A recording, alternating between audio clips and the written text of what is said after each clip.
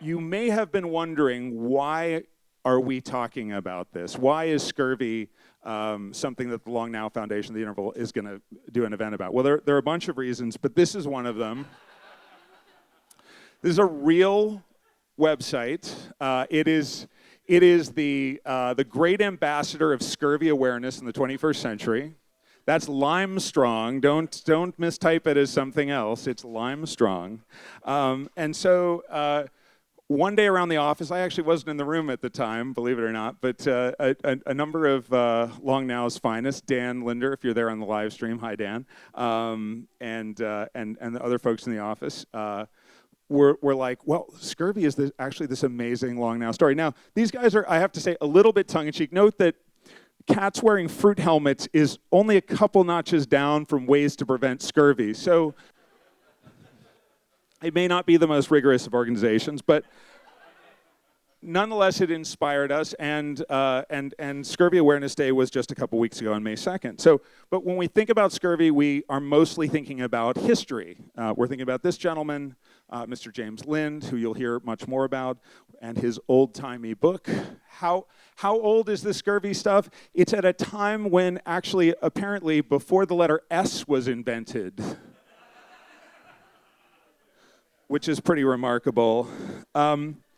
But scurvy is still with us, and that's why we're really talking about it today. And there are a number of long-term themes that interest us that are a part of this. So here's where it is. In the U.S., 6 to 8%. Now, a lot of times it's not diagnosed as scurvy because, believe it or not, unless you've got a doctor with a peg leg, scurvy is typically not the first diagnosis they look at, but a vitamin C deficiency, which is really what's at the core of scurvy, at the level that would be scurvy, is fairly common, especially for folks that are the poorest in our country. And in some cases, male smokers who are up to 18% of male smokers have that kind of vitamin deficiency. And in fact, there's something called occult scurvy, which is essentially scurvy, but without some of the more extreme physical symptoms that you're going to get a glimpse of tonight. And I don't know why they don't use this word more, because I mean it's occult scurvy. But yeah, so students a lot of times are in this kind of condition, and it's not surprising because as you can see from this map, every state in the country, at least 30% of the population is not eating a serving of fruit a day, and it's much worse in some areas. So what's up? Why are these people not eating what they should be? Are they stupid? Are they just stupid? Are they? Well, no. But there is a situation. Food deserts are a reality where healthy food is largely unavailable, and bad food or unhealthy food is highly available and very cheap. And so the phenomenon of urban food deserts is definitely a contributing factor. There are also populations that are particularly at risk for scurvy, whether it's diagnosed as scurvy or not, and there have been increasing diagnoses of scurvy. Those numbers before I should mention are CDC numbers, so these are real studies. Lots of studies have been done on this. So populations that are eating a monotonous diet for various reasons, institutions, schools, as we mentioned, hospitals, prisoners, soldiers, there are a lot of scenarios where folks end up with it. And so just a word about refugee camps. This shows a number of different vitamin deficiencies that can happen, including vitamin A, but the vitamin C down here at the bottom, up to 22% in this one. Now, these are numbers that are a little bit older, in the 80s, but certainly there are more refugee camps, larger refugee camps now, and the challenges of feeding large numbers of people is even more challenging today. So what's amazing is that the amount of vitamin C you can get from a handful of ketchup packets is really actually all that they would need to get out of the scurvy thing. So this is our our practical scurvy awareness. The rest of the speakers aren't going to be this preachy, okay? I got to be. But I do have this last, because once you start hearing about scurvy, you will start wondering whether you are having enough vitamin C. So here's a handy chart that shows you some of the foods and various vitamin C content. You'll notice when you see the things that have no vitamin C how actually easy it would be to end up in a diet that doesn't have vitamin C. So watch out, and you're going to get some tips, even right here this evening, how you can up your vitamin C intake without leaving this bar.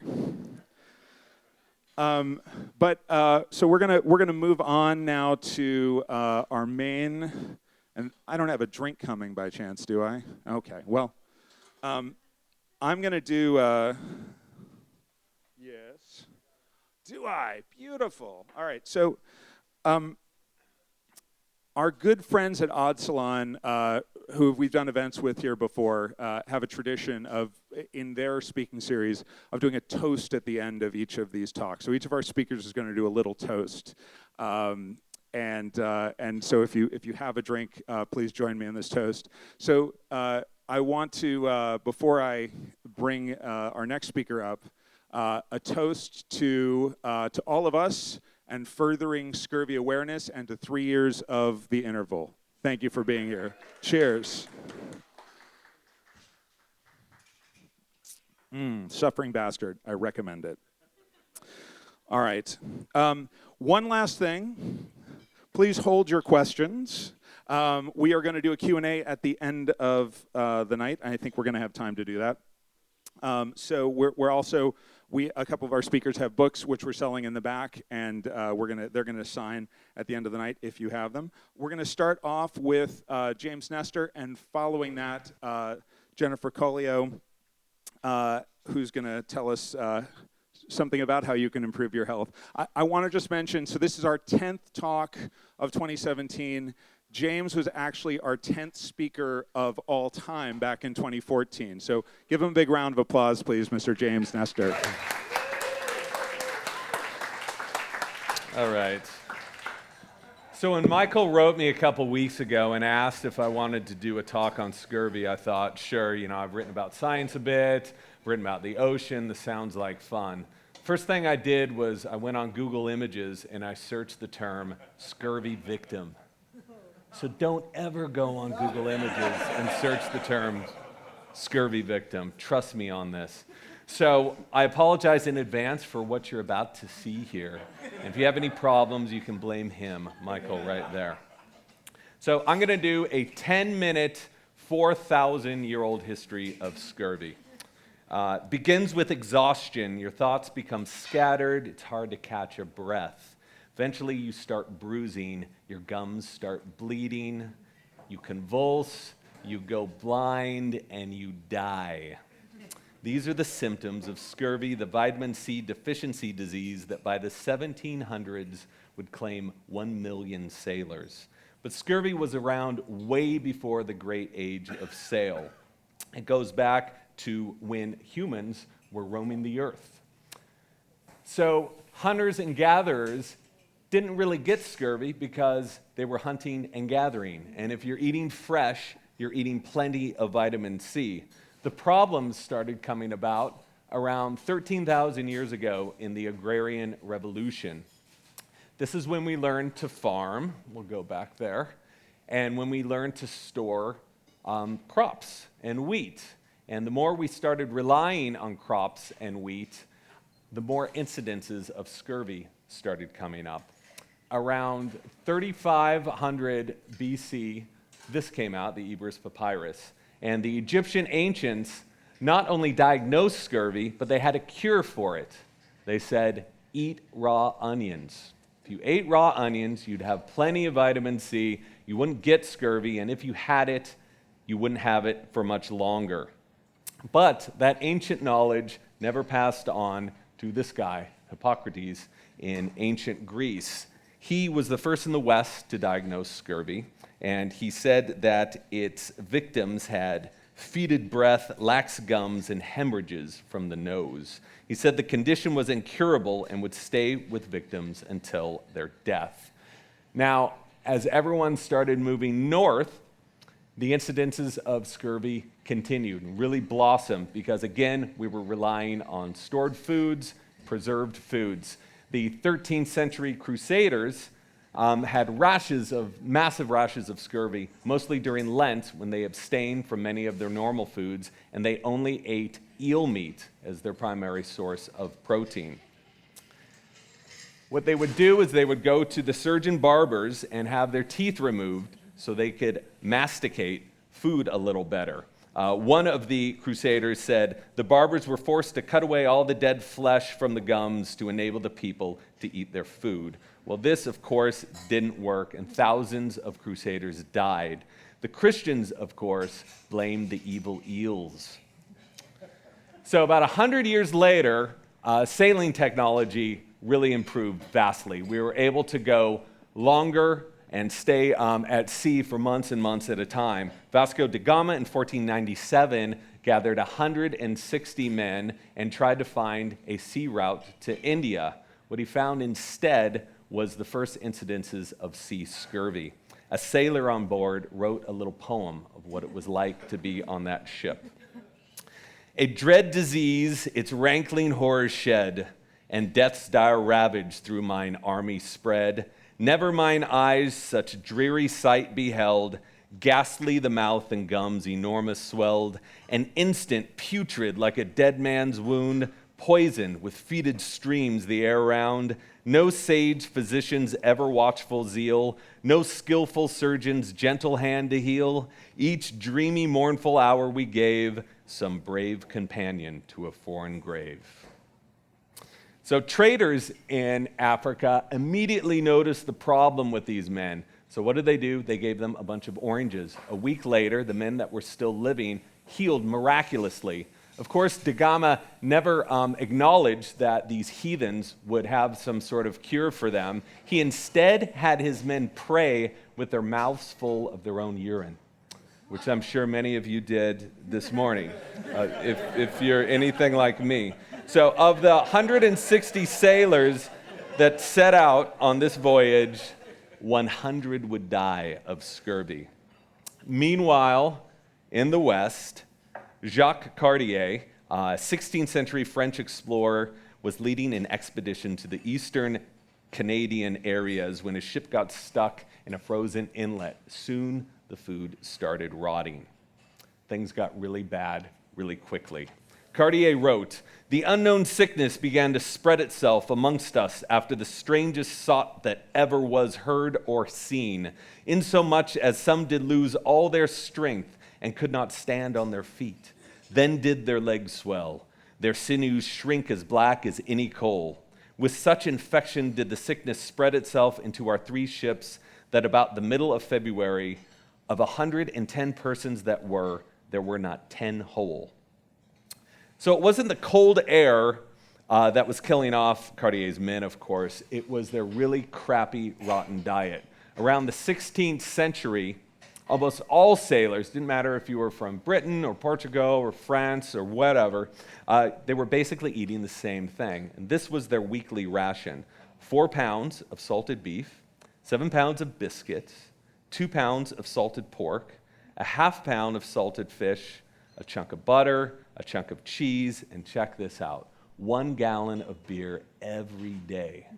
That's a 12-pack of beer every day. And with that beer, they ate their salted meat, and they included that with exactly 0 fruits and vegetables. So it was a diet that was just built for scurvy. And as Michael showed, I mean, you saw those last 5 food groups that have 0 vitamin C. That's what they were eating.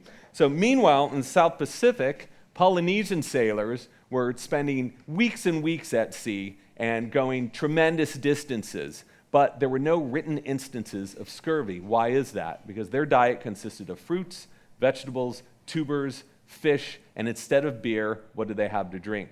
Coconut water. So just a couple of coconuts is plenty of vitamin C to keep scurvy at bay and to heal you if you have problems. But Cartier didn't know about that. Back in the doldrums of Canada here, he was desperate to find a cure for his men. So he talked to the Iroquois Indians, who told him to use the branches of the Aneda tree and to boil them. So Cartier did that. He boiled them, gave this tea to all of his men, and who would have guessed, a week later, the men who were still alive were totally healed. So Cartier, of course, never acknowledged that either. He just, these guys were pretty stubborn. By the mid-1700s, there were several dozen cures for scurvy that had been documented over the past 3,000 years. But British, American, and Portuguese doctors either never got wind of them, which seems improbable, or more likely, they refused to prescribe them because they were considered barbaric, unscientific, or even worse, French. So instead, these doctors prescribed their own cures. They forced patients to purge themselves with salt water. They rubbed mercury paste onto open sores. They bled them, or check this out, they increased the sailors' workload in the belief that the disease was caused by indolence and sloth. So nothing worked. Men kept dying until this guy showed up. This is James Lind. In 1747, he had a really noble idea. He was going to take all of these cures that had been bandied around and actually test them. So he gathered a group of sailors who had scurvy, put them below deck on the HMS Salisbury, and treated them with 6 different remedies and watched what would happen to them. For 2 of those sailors, he ordered them to drink a quart of cider a day, not bad. 2 other sailors drank sulfuric acid 3 times a day. That's a little worse. 2 more took spoonfuls of vinegar 3 times a day.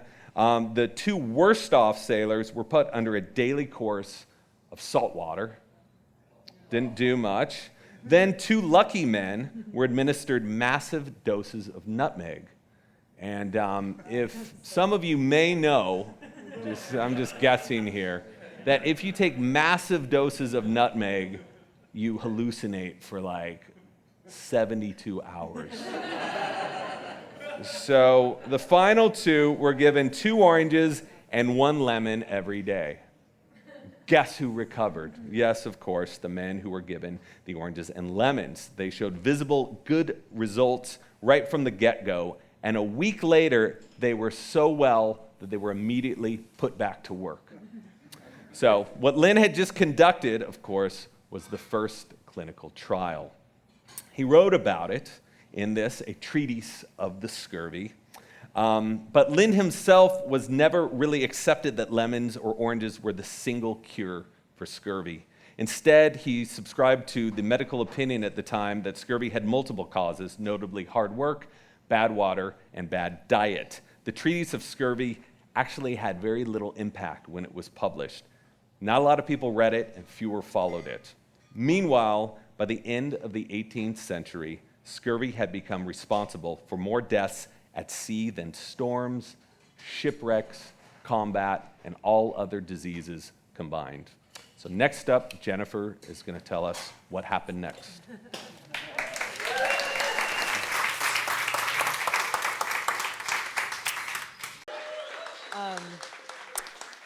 Thank you all so much. I am now going to kind of waylay you with a slight diversionary tactic, rather discussion of scurvy in the form of cocktails. And really, the history of scurvy is the reason we have the Gimlet.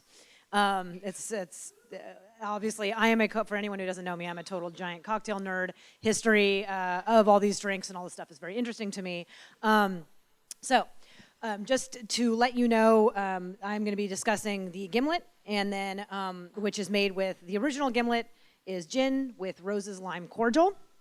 I'm going to get into that. That being said, we don't have Rose's lime cordial here. I do have a Gimlet on the menu. You're welcome to order it. And if anyone does not want to have alcohol, I have prepared a separate lime cordial that we're making a bittered Ricky with, which is basically a sweet lime soda with some bitters in it. Okay, so like I said, we've got Rose's lime. Right. So this was created by a guy named Lachlan Rose, and this is his original patent. He patented the process by which he preserved lime juice using sulfur. And he patented this in 1867. 1867 is the same year that the Merchant Shipping Act passed, requiring sailors on merchant ships to have lime rations, for there to be lime rations on the ships. Now, the Navy had already had these protocols in place for decades, but this was the point at which the government said, no, we need to make sure that everyone who is sailing is protected. However, the interesting thing about the 1867 point is that sailors and the government had known about citrus being a cure for scurvy for quite some time. The original rations were lemons. And however, the English colonizers around the world, people who had set up in like the West Indies, they started growing limes there, or they were cultivating limes there. So they lobbied the government to change the rations from lemons to limes, which the government did. Lemons have more than twice the amount of vitamin C that limes do. So there actually were some continuing problems even with this. With enough lime, it's fine. It's not. It definitely has vitamin C in it. It's just not quite as potent as the lemons. So they changed this ration, and like right then, Lachlan Rose was ready with his patent. So the way that he preserves lime is by taking the juice and exposing it to sulfur. So how he normally did that was to put the lime juice and sulfurous gas into an airtight container and kind of moved it around for a while until it absorbed the sulfur. Then when you would open up the container, any sulfur that hadn't been absorbed by the lime kind of off-gassed, and you have this lime that actually kept good for quite some time. Didn't oxidize in that way, in the way that obviously citrus juice can turn really quickly. Before Rose's lime had started doing this, the lime juice that was available on ships was typically mixed with rum to a 15% ABV. So that's important later, but just remember that. So the Rose's lime, there was no big booming, market for non-alcoholic drinks in the 1860s, but however, he did set the stage for essentially making soda syrups, right? Okay, another thing that with Rose's lime is that it is made by crushing whole fruit. So one of the characteristics of a lime cordial is the oil content from that peel. So it's not just juice. That lime oil is important. So we have to get into a little bit of limes themselves. So Persian limes, they're not this big in real life. That's a normal lime. The kind of, when we say lime, this is what everyone thinks of, right? It's a key lime. Key limes, okay, Persian limes weren't invented until 1895. So when you read all this historical stuff, if you find old cocktail books with cocktail recipes that call for limes, which actually are very few, they mean key limes. Key limes differ from Persian limes in a couple of different ways. They are both sweeter and more acidic, and they are more acidic, but they are higher in aromatic compounds that we associate with sweet foods, like vanilla and strawberries and that kind of thing. Essentially, they are more intense flavor. So if you are to make old style cocktails from old books, I'm sure it's just me, but and things call for limes, really making it with key limes is really how it was meant to be, and it actually has this different chemical composition. So the key limes originated in Persia. And we're grown all around the Middle East, and that is what people used for limes, right? So a guy in California named John T. Bierce in 1895 hybridized the Persian lime, it's also called the Bierce lime. You sometimes see that, Bearss. He hybridized it to be larger and juicier and hardier and able to be transported more easily. Key limes are, more fragile. They're more delicate. They go brown faster. So he hybridized these limes. Nothing really took off until a series of hurricanes in 1926 and 1928 decimated orchards in Florida, in the Florida Keys. So it left a hole in the marketplace for John T. Bierce to promote his Persian lime. So So just to be clear here, key limes come from Persia. That's the Florida Keys. Persian limes come from California. So,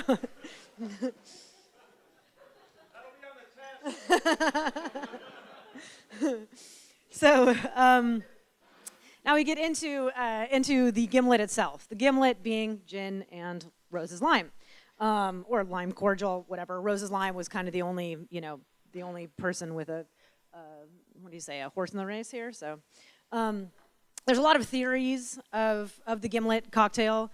Kind of the biggest one that people talk about is Thomas G. Gimlet.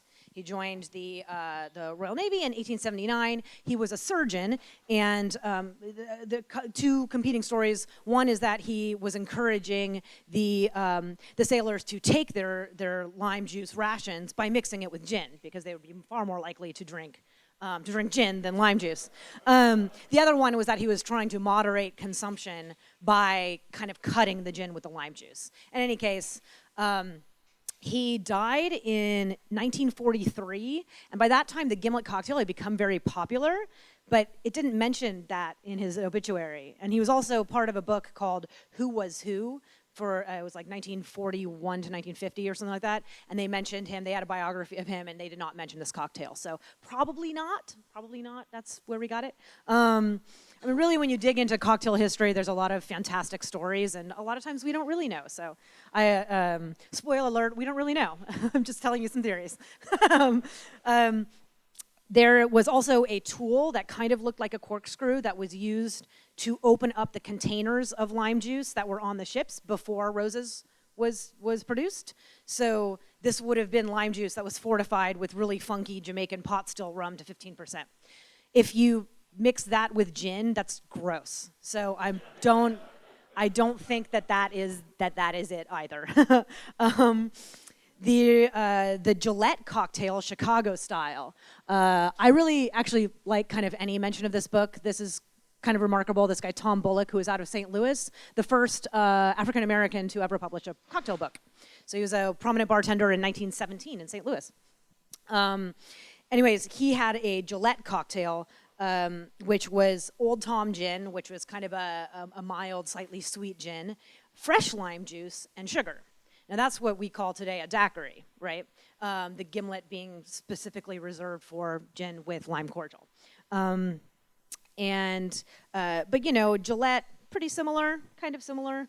And then in the Savoy cocktail book, there's two mentions. The Gimlet, which is very similar to the Gillette cocktail, except it has soda in it. So it is. Actually, that one doesn't have sugar, so it really is a lime Ricky. So you've got gin, you've got lime juice, and you've got soda water, and that is traditionally what a Ricky is without the sweetener. And then they also do publish a gimlet cocktail. So now here we're seeing there's similar names, but not exactly the same thing, and they have a gimlet, and that does specify equal parts Plymouth gin and Rose's lime cordial.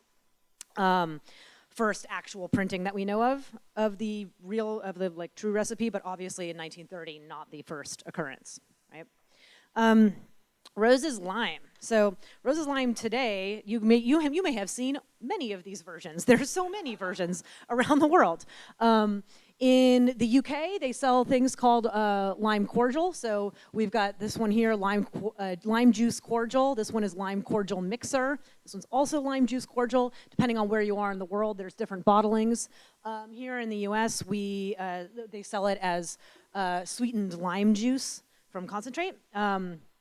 For a while, I thought that it was because cordial in the U.S. Specifically refers to alcoholic things, but apparently I'm wrong. You can make a non-alcoholic syrup and call it a cordial, which is odd. That not more bartenders do that, but regardless. The U.S. Uses high fructose corn syrup for it's owned by Schweppes now, which is Cadbury, big giant company. It was actually part of the big kind of conglomerate company that has owned in the past Heinz, so that's like A1 steak sauce, Stoli, I believe. They owned a bottled cocktail company called Hubeline that sold bottled daiquiris with lime cordial, which is really not a daiquiri. Anyways, right now, if you go to a liquor store and you buy a bottle of Rose's lime juice, the ingredients in order are water, high fructose corn syrup, lime juice concentrate, sodium metabisulfite, preservative number 223, natural flavors, and blue number 1. So there's a reason why you don't see Rose's lime in good bars, despite the fact that it is the thing in a gimlet. The problem is that wasn't the way that it was back when the drink was first drunk. So we do different things now to kind of compensate for that kind of stuff. We have a gimlet here, obviously. This is, I like to say that this is probably the best drink I've ever created, which is hilarious because I obviously didn't create it. But I feel like I perfected it. So I took the important parts of lime cordial, which is the oils from the peels and the juice, and then having it be that preserved kind of thing. So you've got a little bit of that funk and a little bit of that almost jammy quality to it.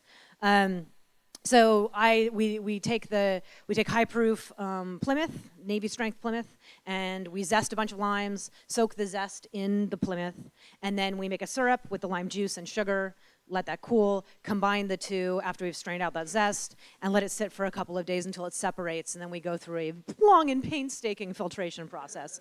But one of the things that I like so much about this drink is that when we stir it over ice, thereby diluting it, it glows. It has this like nice little louche appearance to it. It's the same reason that absinthe louches. When you have this high proof spirit, it does have essential oils in it, and when you bring it down in proof by the dilution, those oil molecules are coming out of solution and into suspension, which creates a slight kind of milky glow to it.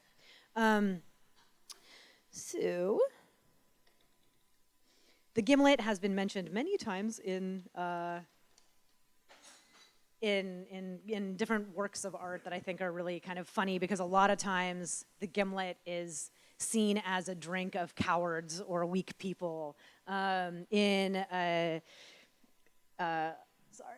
The Short Happy Life of Francis Macomber, Ernest Hemingway, there's a group of hunters, and they have a very shameful, horrible hunt and unsuccessful, and they go and they drink gimlets in their shame. In Glengarry Glen Ross, the gimlet is what a weak-willed customer is drinking when he's getting the hard sell. Edward Albee, this one's pretty bad. So in Who's Afraid of Virginia Woolf, and read this. So the main character is talking about his wife, and he says, back when I was courting Martha, she'd order the damnedest things. We'd go into a bar, a whiskey, beer, and bourbon bar, and what she'd do would be, she'd screw up her face, think real hard, and come up with brandy Alexanders, creme de cacao frappes, gimlets, flaming punch bowls, 7-layer liqueur things. But the years have brought to Martha a sense of essentials, the knowledge that cream is for coffee, lime juice for pies, and alcohol pure and simple. Here you are, Angel, for the pure and simple. Lovely. And then with Raymond Chandler, it kind of gets slightly redeemed. And the two main characters are at a bar, and one of them says to the other, they don't know how to make them here. What they call a gimlet is just some lime or lemon and gin with a dash of sugar and bitters. A real gimlet is half gin and half Rose's lime juice and nothing else. It beats martinis hollow, which I like. That's great. And then for anyone who doesn't drink or who wants to have a gimlet-like experience without Rose's lime. Now this is Rose's lime marmalade, slightly more natural, very hard to find here. You can find, I ended up finding it at like a British grocery store place. But really, any kind of marmalade is made with both the juice and the peels. So you're going to get the oils from the peels in there. And the way I handle that in cocktails is I take equal parts of marmalade and hot water, and you can put it on a stove, or if the water's already boiling, you just stir it until all the goopy bits of the marmalade are dissolved, and then you strain it out, and you have what is very close to a cordial that you can then use in cocktails. So that is actually what we're using in the non-alcoholic bitter dricky that we have behind the bar. Yeah. Yeah, that's all I got. So, thank you. I'm having a martini, by the way. I know people are gonna ask. I drink my martinis. This is Farallon. I am not I'm not a one gin woman. This is Farallon. I drink my martinis wet up with a twist. Wet means extra vermouth because vermouth is delicious. Anyways, so cheers to some sort of scurvy remedy not being so miserable.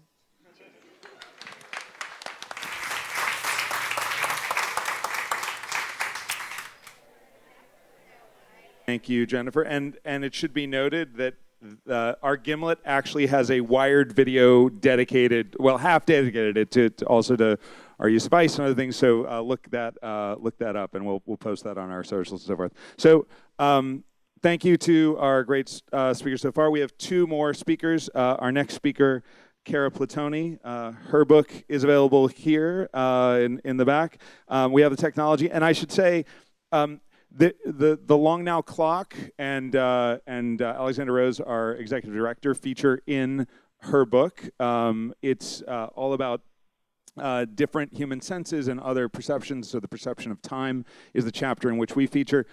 What's interesting is it has to be almost exactly 3 years ago because the interval was under construction when you were doing that interview. And you talk about Jen training the staff here. So it's kind of this perfect connection going on here to do that. But just a quick reminder that Jen and all of our speakers are going to be sticking around so you can ask her more questions. If you didn't catch something in that recipe, et cetera, just keep it in mind because I'm not sure if we'll have time for our questions tonight. So we're going to have Cara with an insulting history, and then Jamie Jones, who spoke just earlier this year, talking about some evolutionary paradoxes for you. So a big round of applause for Cara, please, everyone.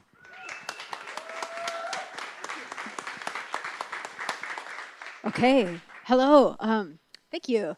Yep, when I was writing my book, Xander was actually putting the planets in the orrery that's right behind you. This place was just opening. So, okay, so I am not a linguist or a literary expert. I'm a science reporter. I teach at UC Berkeley. It's the end of the semester, and my connection to the subject matter is that I probably have scurvy at this point. So when you think of scurvy as an insult, you probably think of these guys.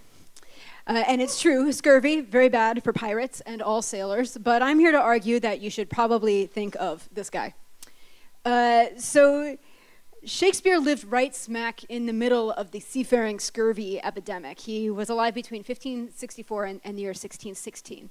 So during his lifetime, Admiral Richard Hawkins, his fellow Brit, figured out the lemons and the limes trick, but it's going to be another 150 years before James Lind kind of put it to the test and scientifically proved that it worked. So scurvy remained a horrifying, gross, disgusting disease, which made it an awesome insult. So Shakespeare wasn't the first guy and he wasn't the only guy to use scurvy as an insult, but he was the most elegant, the most famous, and Shakespeare was an artful and prolific insulter anyway. So today you can go online and you can look up, there's Shakespeare insult generators, and if you would prefer the analog version, Scholastic, the publisher that makes books for kids, they have a Shakespeare insult kit, which is kind of like you take a insulting noun from column 1 and you put it with a scandalous adjective from column 2, and that somehow teaches you literature appreciation. There's actually an entire dictionary. It's called Shakespeare's Insults, a Pragmatic Dictionary. The author, her name is Natalie Viengeren, and she points out that many of the words that Shakespeare uses as insults aren't derogatory on their own. The insultingness kind of depends on tone and on context. So she writes, insults only exist when they are interpreted. And what she means is, like you can lovingly refer to somebody as a knucklehead, right? And you can, and Shakespeare apparently did, use otherwise adorable words like otter as an insult. So basically, whether a word is perceived as a tenderness or as an insult depends on how hard you are flinging it at someone. So Shakespeare used scurvy 25 times in his plays, mostly the good ones. He did not use it in the love sonnets. I checked. I recommend opensourceshakespeare.org to you if you would like to look up any of Shakespeare's insults and how he deploys them. So here it is in King Lear. And this is in one of the semi-demented king's kind of rambling moments in which he nevertheless manages to score some really good insult points. So he writes, "Get thee glass eyes, and like a scurvy politician, seem to see the things that thou dost not." And here it is in Othello. And this is where the maid, Amelia, uses it to talk smack about the person who is trying to convince Othello that his wife is cheating on him. So she writes, "The Moor," meaning Othello, "is abused by some most villainous knave, some base notorious knave, some scurvy fellow." Now, little does she know that that person happens to be her husband, the villainous Iago, and she knows even less that he is standing right behind her. So in Romeo and Juliet, the nurse, who's Juliet's chaperone, uses it to scold some of young Juliet's suitors about basically loving her and leaving her. So she says, "Now, afore God, I am so vexed that every part of me quivers. Scurvy knave, let me tell ye, should you lead her into a fool's paradise, if you should double deal with her truly, it were an ill thing to be offered." And finally, in The Tempest, he actually puts it in the words of a drunken sailor, which is where it should be, right? So this is Stefano, who believes he is shipwrecked on a magical island, and he sings this. He says, "I shall no more to sea, here I shall die ashore." This is a very scurvy tune to sing at a man's funeral. "Well, here's my comfort." And then he drinks. So now, I'm not a language expert, but even I noticed that when you use scurvy this way, it undergoes two linguistic transformations. So the first thing is that it goes from being a noun to being an adjective. It describes something, right? It modifies something, so it's like a scurvy dog or a scurvy rascal. And the second thing is that it moves into becoming a metaphor, right? So it's no longer about a physical ailment, it's about a moral failing. And today, in our dictionary, this is usually the first definition. So this is my Webster's dictionary, and you can see it means low, mean, vile, or contemptible. So now I should point out that scurvy is by no means Shakespeare's only medical insult. He's got some other choice cuts, like infectious, puking, spleeny, yeasty, boil-brained, dizzy-eyed, fat-kidneyed, milk-livered, and canker blossom. And in the modern day, we still use diseases as insulting imagery. So words like, you might have called something a cancer or a plague, use the term sickening. If you're British, you might have said bloody, lousy, or scab, which in Shakespeare's time in the 1500s was essentially a synonym for kind of a scurvy rascal, but in the 1700s it meant to somebody who crossed the picket line during a strike. So what makes disease such a powerful insult?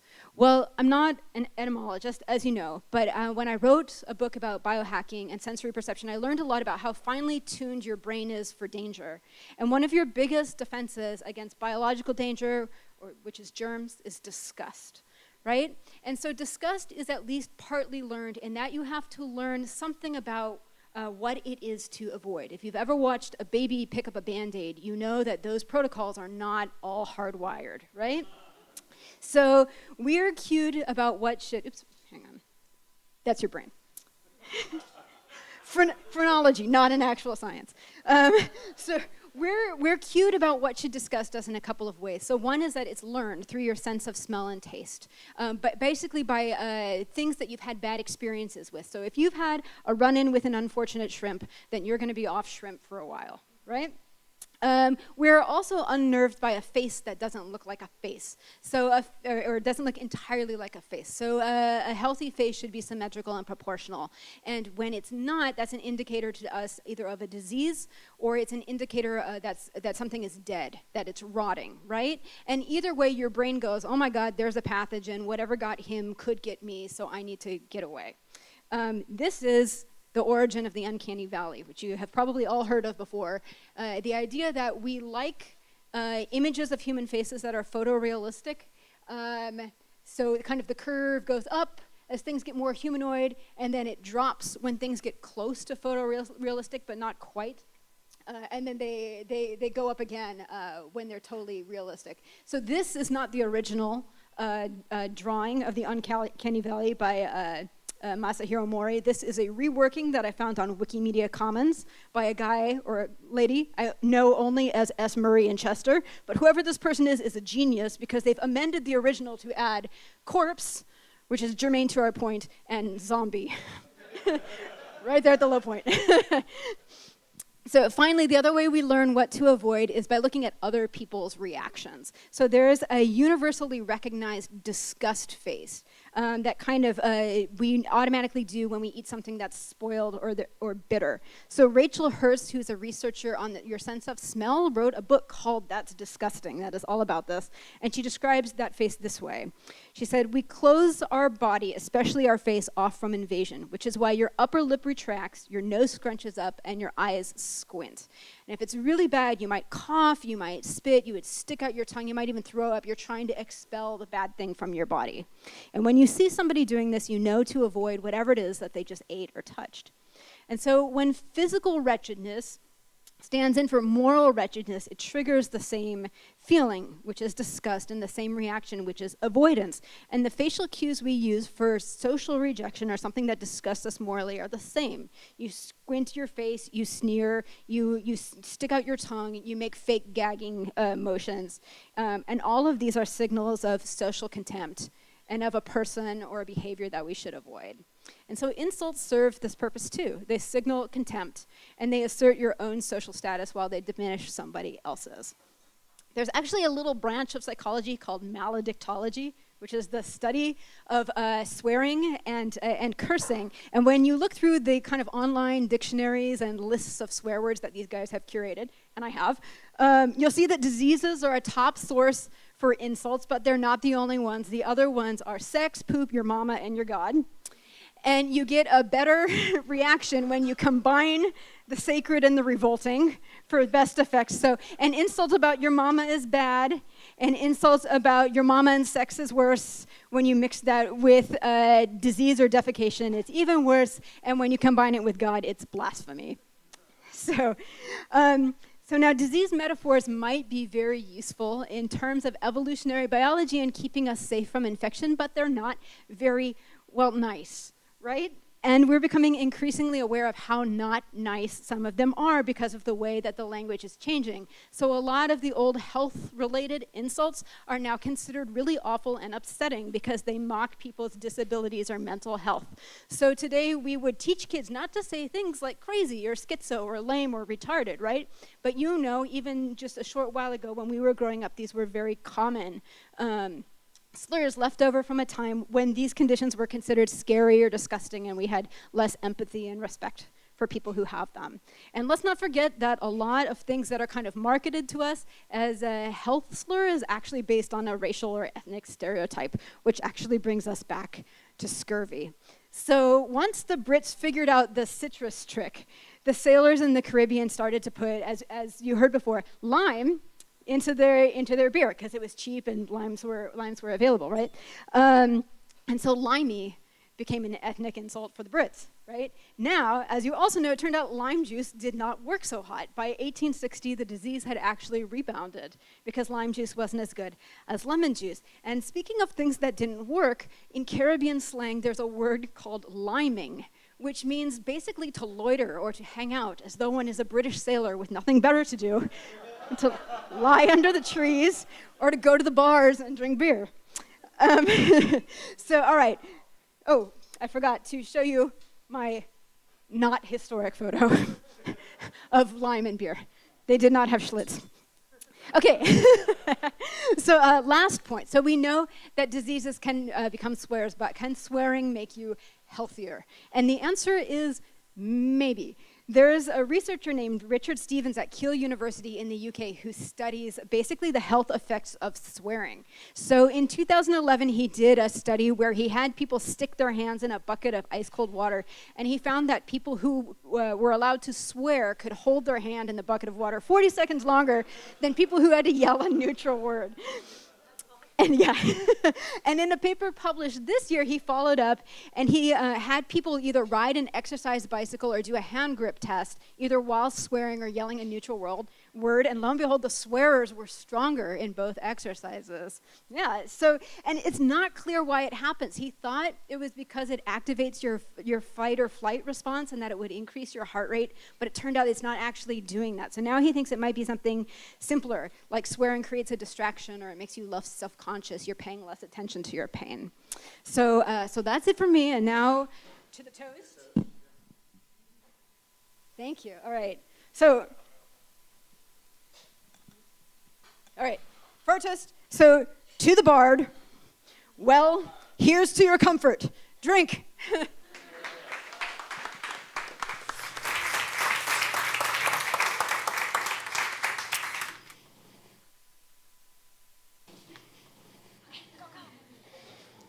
Kara's a tough act to follow, but I will do my best. I wore my grant writing T-shirt today. I came from the office and I was writing grants today, so I'm in a hustling mood, and I have my very academic-looking title slide. So I'm going to talk today about why are we at risk for getting scurvy? It seems like a weird thing. It's this awful disease that killed so many sailors and has killed so many people worldwide, and apparently 8% of Americans have scurvy. Who knew? Why is it that we're vulnerable to getting scurvy? And so here we go. I'll sing. Birds do it. Trees do it. Lampreys in the sea do it. Let's do it. Let's biosynthesize vitamin C.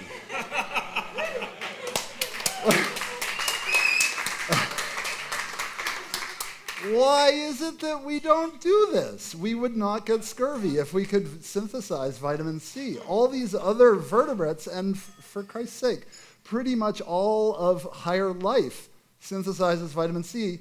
We do not. Okay, so there's a bit of a mystery here. What is vitamin C good for? It's good for lots of things. It's the most important antioxidant that we have dietarily, and we have it dietarily because we don't synthesize it. It's an antioxidant which cleanses the system of reactive oxygen species, free radicals, as they're frequently known.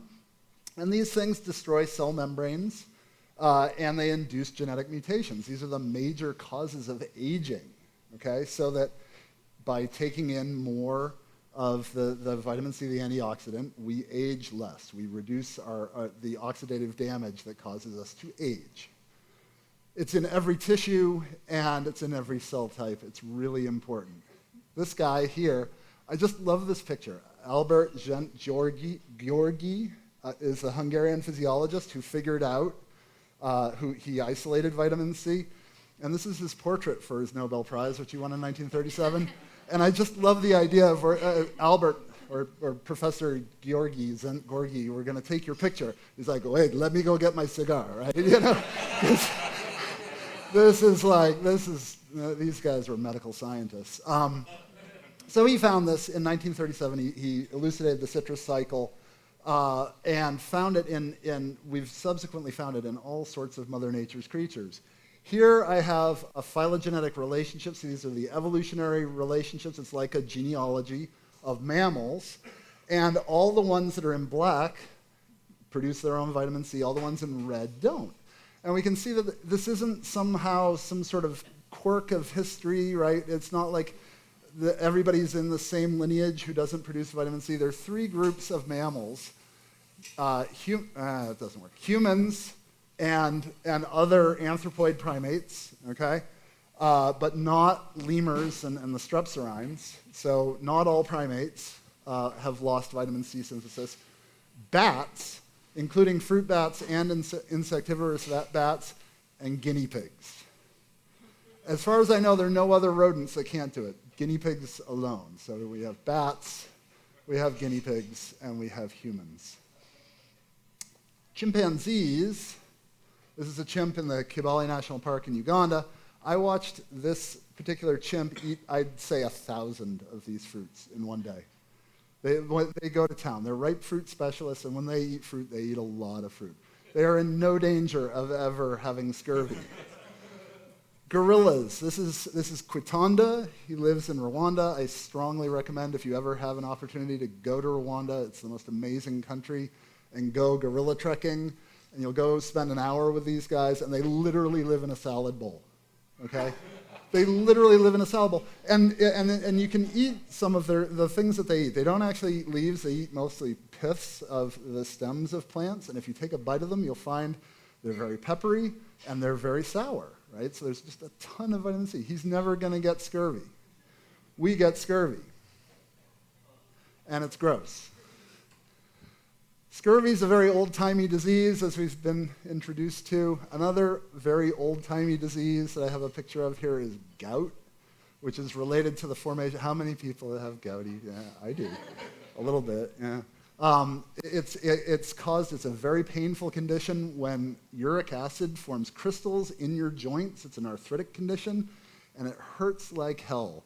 And it was associated with this sort of high life of 18th century Europe, this sort of decadent culture. And here's a devil putting a poker on this poor guy's foot, right? And I don't have time to go into it, but it turns out that the thing that makes us vulnerable for gout is very similar to the thing that makes us vulnerable for vitamin C. So I think that there is actually a story that links these two things together. But that's just a teaser, because I don't have time to talk about it. So, a little comparative biology. Big animals live longer than small ones. This is just a plot. There are logarithms of maximum lifespan and body mass for 1,400 mammals. Primates live longer than mammals in general. Basically, everybody except for this poor guy is above the mammalian line. And that goes for little cute things like mouse lemurs, fit in the palm of my hand. Big things like gorillas, that's the biggest of the primates, and humans. And this is Emma Moreno, who died last month in April. She's the oldest human being with a recorded birthday. She was 117 and 133 days. She's the last known human to have been born in the 19th century who to die. So we're remarkably long-lived. Primates in general are long-lived. Humans are particularly long-lived. And just in case you think that's like an artifact of modern medicine, the modal age of death of hunter-gatherers living in the Kalahari Desert, the Bushmen, the Kung Bushmen, is 70, right? So they have a life expectancy at birth of about 35, but that's because so many 5-year-olds die, or 5 and unders. If you survive to your 5th birthday, you're probably going to survive to your 65th birthday. So long lifespan is a part, 70 years, as the Bible tells us. This is part of human biology. This other group, bats, live a long time. They're long-lived little critters. And bear in mind that most bats weigh 50 grams. Right? They're down at the far left end of this plot. That includes the adorable bumblebee bat. and the maybe not so adorable, depending on how you feel about it, flying fox. Yeah. So both humans and the other anthropoid primates and bats have taken one of two different strategies that you can take for getting by in a highly variable world. The one thing, so this is a picture of temperature over the last 2 million years, and one way you can deal with this, so it goes up and down, that's the only reason it's on there. One way you can deal with a highly variable environment is you try to cram all your reproduction into the good periods in between the bad periods, right? And that's what rodents do, that's what lots of insects do, right? That's what little things with big reproductive rates do. The other thing you can do is you can spread your reproduction out and you can try to average over the good and bad times. And that's what humans do, and that's what bats do, okay? So there's been enormous selection for long lifespan in primates, humans in particular, and bats. This is a little brown bat, genus Myotis. It's a common bat of North America. This guy lives 42 years. 70 grams, fits easily in my hand. I could probably fit 2 of them in my hand. So just to give you a sense of how crazy long-lived they are, I'm going to plot in little brown bat equivalents the lifespan of 3 different mammals. A little brown bat lives 1 little brown bat years. In order to get that amount of lifespan, you would need to have 4 manatee lifespans or 6 Mongolian gazelle lifespans. That's a critter that's this big, right? The little brown bat fits in my hand. These are very long-lived things, okay? And so my point is basically that long lifespan is associated with the inability to synthesize vitamin C. All the mammals who have lost the ability to synthesize vitamin C, which we do in our livers, well, the lucky ones of us who can do it in our livers, we've all lost the same step in the synthetic pathway. It's called Gout, and it's the last step that produces L-ascorbate, which is ascorbic acid, which is vitamin C. And now remember, vitamin C, its primary role, it's an antioxidant, right? It scoops up free radicals, reactive oxygen species, it cleans them up. But in order to produce it, this step, guess what it produces? Hydrogen peroxide, a very strong oxidizing agent. Perhaps some of you have had this experience of pouring hydrogen peroxide onto a cut. The same thing that happens on the outside happens on the inside. It destroys cells, it induces mutations. This is why doctors say this is probably not the best way to clean a cut, right? Because it actually damages tissues. So if you are a thing that needs to live a long time because you're trying to average over this super variable environment and get by in a variable world, and you can get your vitamin C dietarily, then the selection on keeping that metabolic pathway is greatly relaxed. You can get away with it. Most primates can get away with it, right?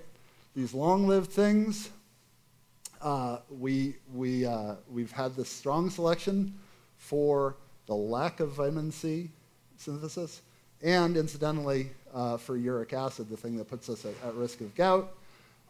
For most primates and probably most humans, right, as James pointed out, that if you're a hunter-gatherer, you're really not in danger of not getting enough vitamin C. But as soon as you colonize these new areas, the deserts, the oceans, the Arctic, you put yourself at danger because we can't synthesize it in our damn livers. Guinea pigs are harder. And I'm just going to end by saying that as rodents go, guinea pigs are actually pretty long-lived. A guinea pig can live for 12 years. And there's actually a slightly more complicated story than the one I've told you today that the guinea pigs fit into, and I think it actually is quite consistent. But they're not going to set any lifespan records, although as rodents go, they do pretty well. So that's all I've got. Thanks for putting up with it. Oh, my toast. Yes. I'm going to keep it simple. To the bats. They eat mosquitoes. Yep. All right. Selamat minum. Yeah. Okay. I think we are right. Oh. We're right up on. Everybody, all you guys, come up. Let's get all the speakers on stage.